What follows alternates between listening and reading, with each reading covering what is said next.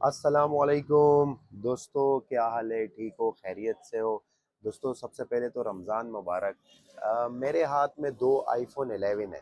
اب یہ دو آئی فون 11 ہے، کچھ لوگوں کی لالچ کی ایک مد بنی ہوئی ہے۔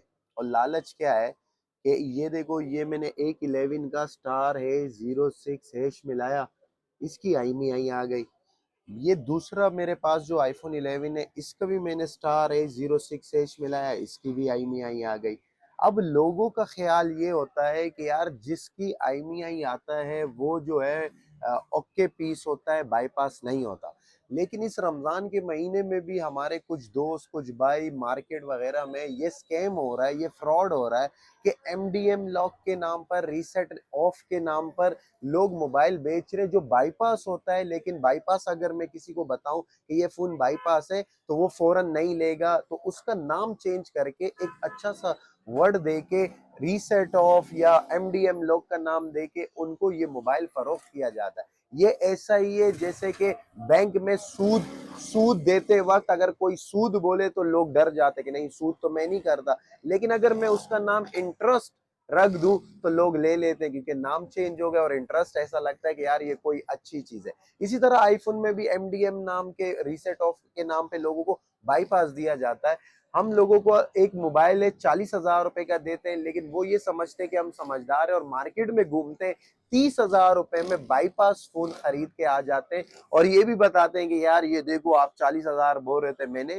30,000 میں لیا۔ لیکن ہم پھر بھی کسی دکاندار کے کسٹمر کو خراب نہیں کرتے، لیکن ہم اس کو یہ ضرور کہتے ہیں کہ یار آپ نے جو موبائل لیا یہ جینون نہیں ہے۔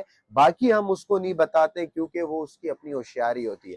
اب آپ بولو گے کہ یار میں بائی پاس کا مجھے کیسے پتا لگے گا کہ بائی پاس کیسے؟ تو لاؤ میں آج آپ کو یہ سکیم الرٹ کروا رہا ہوں کہ اس سکیم سے بچیں اور بائی پاس آپ کیسے پتا کر سکتے ہیں۔ بائی پاس پتا کرنے کا سب سے آسان طریقہ یہ کہ آپ سیٹنگ میں جاؤ۔ یہ میرے ہاتھ میں ایک بائی پاس کا فون ہے اور ایک اوریجنل جو ہے جے وی کا فون ہے۔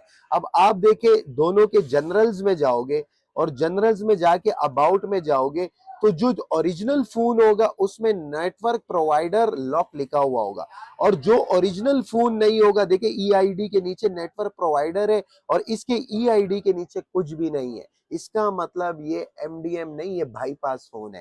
تو لوگ کیا کرتے ہیں کہ یہ اس کی پہچان ہے کہ ای آئی ڈی کے نیچے اگر آپ کو نیٹ ورک لاک کا آپشن، سم لاک یا نو سم ریسٹرکشن نہ ملے تو وہ فون بائی پاس ہوگا، اور اگر ملے تو وہ اوریجنل فون ہوگا۔ تو بھائی اس لالچ میں، اس سکیم سے بچے۔ اور میں نے اپنے دوستوں کو بھی بولا جو آئی فون کا کام کرتے ہیں کہ یار یہ آپ دھوکہ کر رہے ہو لوگوں کے پاس، کہہ رہے نہیں یار عوام ہی چاہتی ہے کہ یار سستا فون ہو تو ہم اس طرح یہ ملا۔ تو آپ یہ سکیم سے بچے اور بائی پاس فون کو پہچانے۔ یہ بائی پاس فون ہوتا ہے اور اس میں کوئی ایم ڈی ایم لاک اور کوئی وہ فون نہیں آتا۔